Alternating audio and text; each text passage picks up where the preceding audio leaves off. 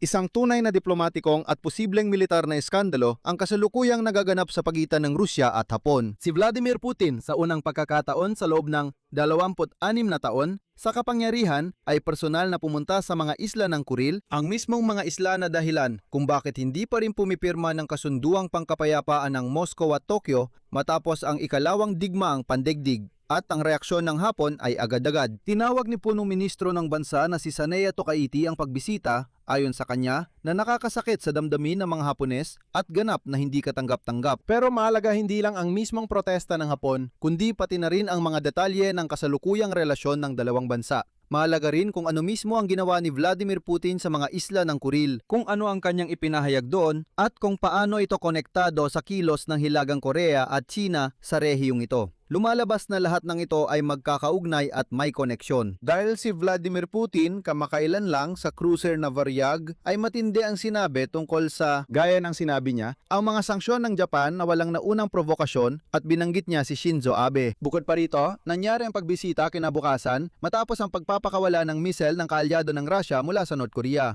Sa kabuuan, halina't alamin natin at pagsama-samahin ang lahat ng mga piraso ng palaisipan na ito sa isang malinaw na larawan. Ang pangalan ko ay Alexi Pichi. Halina't sabay-sabay nating alamin ang paksang ito. Pero bago tayo magsimula, hinihiling ko na mag-subscribe kayo sa YouTube channel na ito. Sige, tingnan nyo ngayon din kung nakasubscribe na kayo sa channel na ito. Baka matagal nyo nang pinapanood ng mga episode ko, pero nakalimutan nyo lang pindutin ang button na mag-subscribe. Napakahalaga nito at magiging lubos akong nagpapasalamat sa inyo. Kaya ngayon din, sa ilalim ng video na ito, tingnan nyo kung nakasubscribe na kayo or hindi.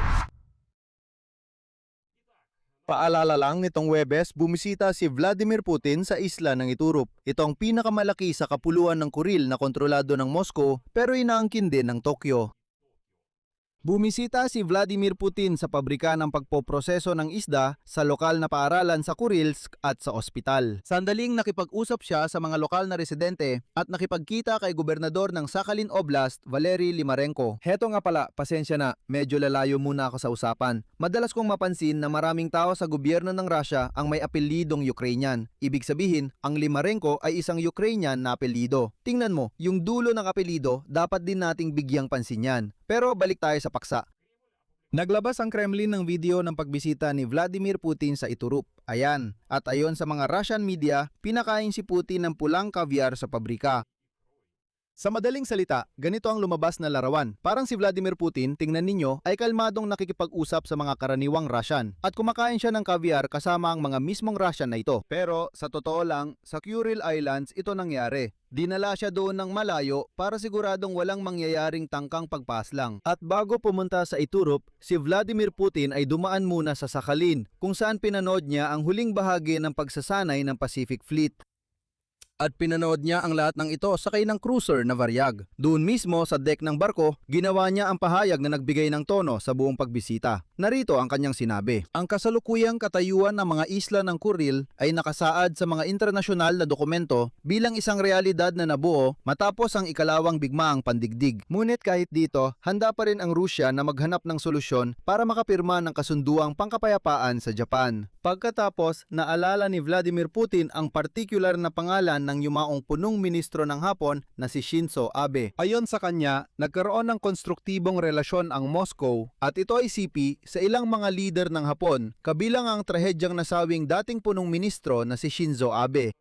Maraming nagawa para mapalapit ang Japan at Russia para sa pag-aayos ng ating mga posisyon. Pagkatapos ay lumipat si Putin sa mga reklamo at sinabi na, nagpatupad ang Japan ng mga parusa laban sa Russia matapos ipadala ng mga Ruso ang kanilang mababangis na puwersang mananakop sa Ukraine noong Pebrero 2022. At CP, isinama ang Russia sa listahan ng mga pangunahing pinagmumulan ng kriminalidad. Ayon sa kanya, ito raw ay naging pagbabago sa mismong konstruktibong direksyon ng Japan. Hiwalay na pinaalalahanan ni Vladimir Putin ang kasaysayan ng issue. Alam naman nating lahat na si Putin ay napakahusay na historian. Alam mo, pinagtatawanan siya ng mga Ukrainian dahil palagi niyang binabanggit ang tungkol sa mga Pecheneg, Varangian. talagang wala na siya. Ayan, sa madaling salita, pinaalalahanan ni Putin na nung kalagitnaan ng dekada 50, pumirma ang Soviet Union at Japan ng deklarasyon na nagbukas ng daan patungo sa isang kasunduang pangkapayapaan at syempre sa pagresolba ng alitan tungkol sa Kuril Islands. Pagkatapos, tumanggi ang Japan sa deklarasyong iyon, sabi ni Putin, kahit nakipagkompromiso ang Russia at muling sinimulan ang negosasyon para sa kasunduang pangkapayapaan. At ito ang kanyang naging huling pahayag. Ngayon, sa kasama ang palad, nakikita natin ang pagbabago ng mga posisyon na, inuulit ko, ay talagang hindi na udyok ng panig namin. Pasensya na, pero isa lang talaga siyang napakalaking tanga. Ibig sabihin, si Vladimir Putin, sige, sabihin na lang natin, itinatala natin, sinasakop ng Russia ang mga isla ng iba. Ang Kuril Islands ay hindi kailanman pag-aari ng maruruming Ruso. Mga isla yon ng Hapon. Sinakop ng Russia ang mga islang ito, pero tinatawag nilang hindi raw na udyok ang mga pag-aangkin ng Japan. Ano ba talaga ang nasa isip ni Putin? O ano ba ang tingin niya sa lahat ng iba pa sa mismong Russia mga tanga? Ibig sabihin, ang mga tao sa Russia talagang ganoon sila kamangmang na hindi nila naiintindihan ang mga pinaka-basic na bagay. Ibig sabihin, ang pinaka-basic na bagay ay ganito, ang mga Kuril Islands ay sinakop ng Russian Federation. Sabi ni Putin, wala raw namang aksyon mula sa panig ng Japan na nagudyok nito. Bakit sila nagagalit? Ngayon, ang reaksyon ng panig ng Hapon at ito ay naging matindi pero sa antas lang ng diplomasya. Naglabas ng pahayag ang Ministry of Foreign Affairs ng Japan na mariin silang tumututol sa pagbisita ni Putin. At mismo si punong ministro ng Japan Tokaichi ay nagbigay ng pahayag sa mga mamamahayag. CP, ang mga hilagang teritoryo ay hindi maihiwalay na bahagi ng teritoryo ng Japan kapwa sa kasaysayan at ayon sa pandaigdigang batas. Ang pagbisita ni Vladimir Putin ay nakakasakit sa damdamin ng mamamayang Hapones at lubos na hindi katanggap-tanggap. Pinapahirap nito ang muling pagbabalik na magandang relasyon sa panggitna at pangmatagalang panahon. Mahalaga ang konteksto ng alitan para maintindihan ang lawak ng sigalot. Ang apat na timog na isla ng Kuril Islands ay napunta sa kontrol ng Moscow nang sinakop ito ng mga tropang Soviet sa pagtatapos ng ikalawang digmaang pandaigdig. Sa madaling salita, inookupa nila ang mga teritoryong ito. Tinatawag ito ng Japan na mga hilagang teritoryo at itinuturing na soberanong lupain ng Hapon. Ang alitang ito mismo ang dahilan kung bakit hindi makapirma ng opisyal na kasunduan ang Moscow at Tokyo sa loob ng mga dekada na magtatapos sana sa kanilang ugnayan mula pa noong ikalawang digmaang pandaigdig. Lalong lumala ang relasyon ng dalawang bansa matapos magsimula ang malawakang pananakop ng Russia sa Ukraine noong Pebrero 2022.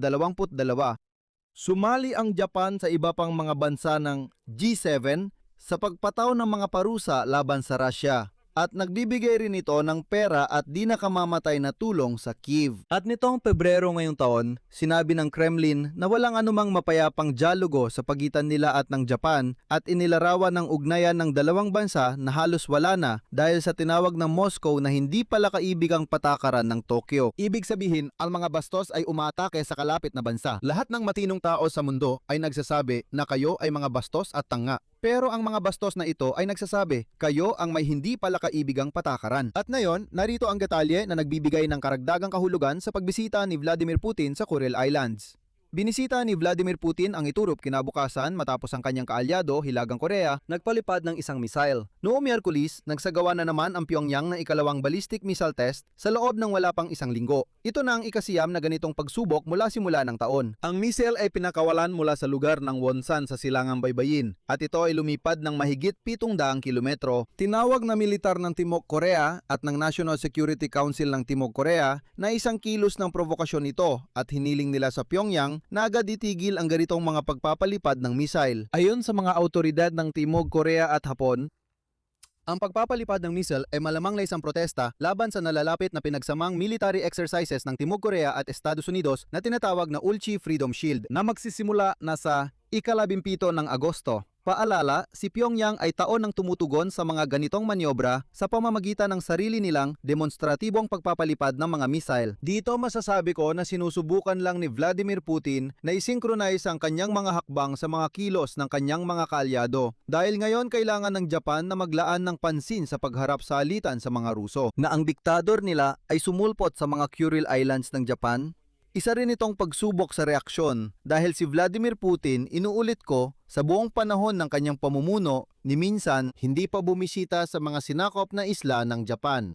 Kaya kung pagsasamain ang lahat, ganito ang kalalabasan. Ang unang personal na pagbisita ni Putin sa mga pinag-aagawang isla sa loob ng 26 na taon ay hindi lang basta formal na pagbisita sa pabrika ng isda. Ito ay isang kalkuladong pampulitikang kilo sa bisperas at sa panahon ng tumitinding tensyon sa Tokyo. Hayagang sinabi ni Putin na walang anumang provokasyong nag-udyok sa mga parusa ng Japan at binanggit niya ang magagandang alaala kay Abe, ngunit agad niyang nilinaw na ang katayuan ng mga isla para sa Moscow ay itinakda na ng resulta ng digmaan at hindi na ito pwedeng pag-usapan. Sumagot ang Japan sa pinakamahigpit na paraan gamit ang diplomatikong wika na kaya nila at gaya ng sinabi nila, ito ay isang matinding protesta at mga salita tungkol sa paglapastangan sa damdamin ng mga Hapones. Pero alam mo, lagi talagang kakaiba panurin kung paano ang mga kaalyado ng Estados Unidos sa Indo-Pacific na rehiyon. Ayaw lang talaga nila samantalahin ang makasaysayang sandali ng kahinaan ng Rusya at bigyan ito ng dagok mula sa kanilang panig. At bawiin ang nararapat na kanisla. Nakikita nila ang kahinaan pero patuloy pa rin silang walang ginagawa. Dito ko natatapusin, ilagay ninyo ang inyong opinyon at mga konklusyon sa mga komento sa ilalim ng episode na ito, mag-subscribe sa channel, pindutin ang kampanilya at huwag kalimutang mag-like. Iyon lang, ingatan ninyo ang inyong sarili. Paalam sa lahat.